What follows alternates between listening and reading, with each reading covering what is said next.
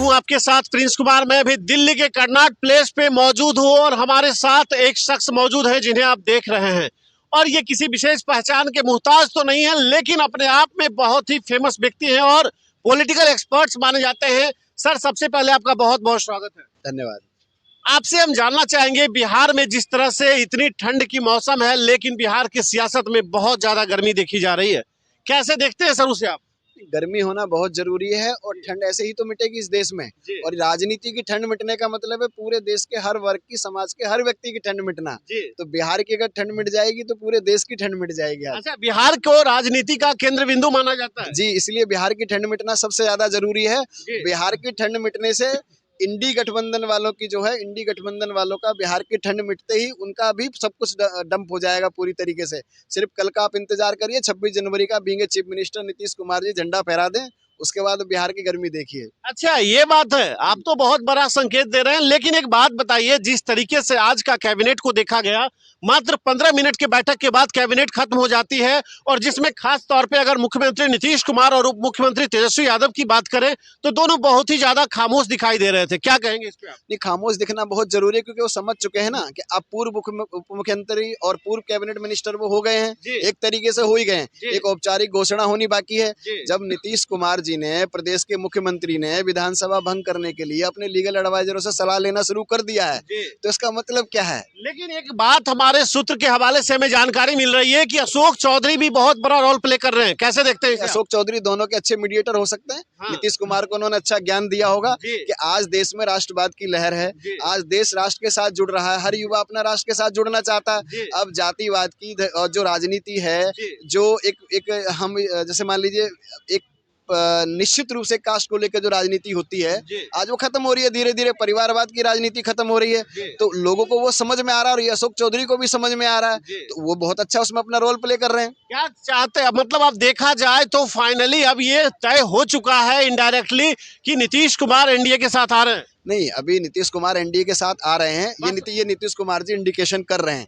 लेकिन आज भारतीय जनता पार्टी के लोगों ने, भारतीय जनता पार्टी के राष्ट्रीय पदाधिकारियों ने क्लियर कर दिया है कि अगर आप भारतीय जनता पार्टी के अलायंस में आ रहे हैं तो सीएम की कुर्सी को छोड़ के आइएगा, हम आपको मुख्यमंत्री का चेहरा नहीं बनाएंगे। लेकिन तो इस स्थिति में सर नीतीश कुमार के लिए बड़ा दलदल की स्थिति है, और इधर खाई है तो उधर समुद्र वाली हालात है, जाएंगे कहाँ?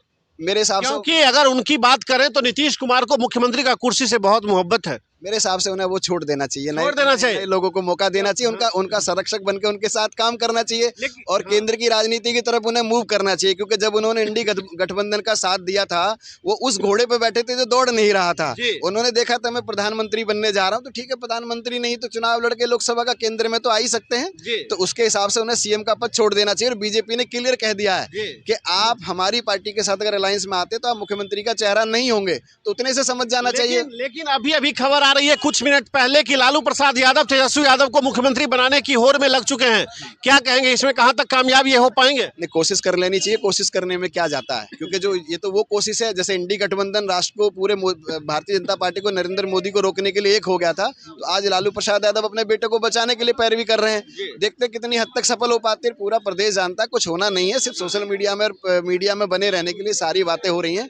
राजनीति खत्म हो चुकी है, बिहार में नया खेल होगा, नए युवा आएंगे, नया माहौल बनेगा, अब उसकी तरफ ध्यान देना चाहिए। क्या लगता है आपको, नीतीश कुमार मुख्यमंत्री का पद छोड़ देंगे? छोड़ देना चाहिए। अगर देखिए, तेज प्रताप यादव ने कहा था कि रामलला मेरे सपने में आए, और उन्होंने कहा मैं 22 जनवरी को अयोध्या नहीं आ रहा हूँ, तो राम जी पहुंच गए अयोध्या। जैसे ही राम जी अयोध्या पहुंचे तो रोजाना उनको सुबह से लेकर शाम तक 10 बार रामलला सपने में आ रहे हैं, और वो बता रहे हैं कि नीतीश कुमार तुम सुधर जाओ और तुम सही हो जाओ, और सही समय पे सही डिसीजन ले लो। तेजस्वी यादव और तेज प्रताप को बता रहे हैं, जैसे अखिलेश यादव के आपको याद होगा सपने में भगवान कृष्ण आते थे, तो वो कहाँ पहुंच गए हैं। इनको राम आ रहे हैं तो इनको सद्बुद्धि दे रहे हैं। अब इस सद्बुद्धि को नीतीश कुमार समझ के भाजपा के साथ अलायंस में आ रहे हैं, और इनकी सद्बुद्धि डिस्टर्ब हो रही है या इनकी मदबुद्धि दोबारा काम कर रही है, तो वो अपने घर वापस जा रहे हैं। तो आपको फाइनली मतलब ये देखा जा सकता है कल का कैबिनेट की हालात को देखकर, कैबिनेट में जिस तरीके से चीजें चली, मात्र कुछ बिंदुओं पे 15 मिनट में बहुत ज्यादा एजेंडों पे बात भी नहीं हो पाएगी, कुछ मुद्दों पे बात हुई। और विशेष तौर पे अगर देखा जाए तो राज्यपाल के अगले कार्यक्रम और अगले सत्र की बात हुई, उसके अलावा कोई विशेष बिंदु रहा नहीं, क्या कहेंगे इससे आप? नहीं, वो तो मामला देखिए पूरा पिक्चर नीतीश कुमार जी ने क्लियर कर दिया जब उन्होंने अपनी टीम को बिठा लिया है कि विधानसभा को भंग करने का रास्ता ढूंढा जा रहा है। तो वो मैसेज पूरी तरह क्लियर हो गया है कि विधानसभा भंग हो रही है और राज्य में जो है नीतीश कुमार जी की सरकार अभी खत्म हो रही है और नए चुनाव का माहौल बनना है। नया चुनाव होगा तो नई सरकार बनेगी, तब की तब देखी जाएगी। अच्छा, ऐसा तो नहीं हो सकता है कि लोकसभा के साथ साथ चुनाव हो जाए बिहार में? मेरे हिसाब से दोनों, मेरी निजी राय ये है कि भारत सरकार को, इलेक्शन कमीशन ऑफ इंडिया को दोनों चुनाव को, विधानसभा और लोकसभा को साथ करना चाहिए और नीतीश कुमार जी को दोनों चुनाव लड़ने चाहिए साथ में, विधायक का भी, विधानसभा भी और लोकसभा भी, क्योंकि ताकि लोकसभा जीतेंगे तो केंद्र में आएंगे। बताइए, इससे सबसे ज्यादा लाभ कौन सा दल को मिलेगा? कहीं बीजेपी को तो ज्यादा लाभ नहीं मिल जाएगा? भारतीय जनता पार्टी पहले से इतनी सक्षम है, मजबूत है, उसको पूरा लाभ मिलना ही मिलना है।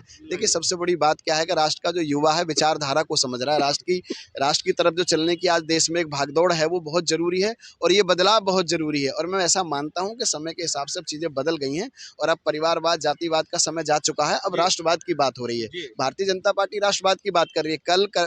आप ये देखिए 37 साल के इतिहास में माननीय कर्पूरी ठाकुर जी को पहली बार भारत रत्न दिया गया, उनको चुनाव किया जाता है। भारत रत्न मिलने के बाद आज बिहार में क्या माहौल है, ओबीसी के लोगों के लिए कितना बड़ा सम्मान बिहार को दिया जाता है। एक बात और बताइए सर, वो तो हम समझ पा रहे हैं, एक बात और बताइए, जिस तरीके से कुछ दिन पहले एमपी के मुख्यमंत्री मोहन यादव जाते हैं बिहार में और बिहार में यदुवंशियों को की वोट में, अगर यादवों की वोट में हम देखें तो सेंधमारी करने की बीजेपी की एक नई चाल देखी जा सकती है, इसे आप कैसे देखते हैं? नहीं, आज तक अखिलेश यादव, मुलायम सिंह यादव, तेजस्वी यादव, लालू यादव, तेज प्रताप यादव, ये जो यादवों के नेता हैं, आप भी यादव हैं? हाँ, मैं भी यादव हूँ। ये पूरे देश को यही तो बताते हैं कि तुम्हारी पार्टी हम ही और तुम्हारे नेता हम ही हैं। आज भारतीय जनता पार्टी ने देश के लोगों की, देश के युवा नेताओं की सबकी गलतफहमी दूर कर दी है कि तुम्हारी पार्टी भारतीय जनता पार्टी भी है। इसीलिए मोहन यादव आज मध्य प्रदेश के मुख्यमंत्री हैं। तो जब यादवों को समझ में आ रहा है कि राष्ट्र की पार्टी भी हमारी पार्टी है तो अपना मन बना रहे हैं, सबको राष्ट्र के साथ चलना है, तो उनको वो चीज समझ में आ रही है और मोहन यादव जो करके आए हैं वो अब हर जगह होगा। और हर भारत का जो युवा है, खासकर जो यादव वर्ग है, अब वो विचारधारा को छोड़ के जो है अपनी जातिवाद को छोड़ के राष्ट्र की विचारधारा में आएगा। जी तो संतोष जी, लास्टली आपसे एक सवाल होगा कि गणतंत्र दिवस पे विशेष तौर पे बिहार और देशवासियों को क्या कहना चाहेंगे, 2 लाइन में आप? देखिए, ये गणतंत्र दिवस जो है देश की राजनीति का बहुत बड़ा गणतंत्र दिवस होने जा रहा है और खासकर बिहार की राजनीति में। आज कल मान लीजिए नीतीश कुमार जी मुख्यमंत्री के रूप में झंडा फहराएंगे और परसों क्या होगा वो पूरा देश जानता है। इसके अलावा गणतंत्र दिवस पर मैं भारत के सभी युवाओं को, भारत के सभी देशवासियों को बहुत बहुत बधाई देता हूँ और मैं विश्वास रखता हूँ कि कल के बाद जो होगा उससे हमारे देश की ठंड पूरी तरह मिट जानी चाहिए और राजनीति की तो पूरी तरह मिट जाएगी। तो आप सुन रहे थे अभी संतोष यादव को, जो अभी कर्नाट प्लेस पे मौजूद है, दिल्ली का पॉश एरिया माना जाता है, और आप ये देखें किस तरीके से बिहार की राजनीति पे अपना इन्होंने प्रकाश डाला।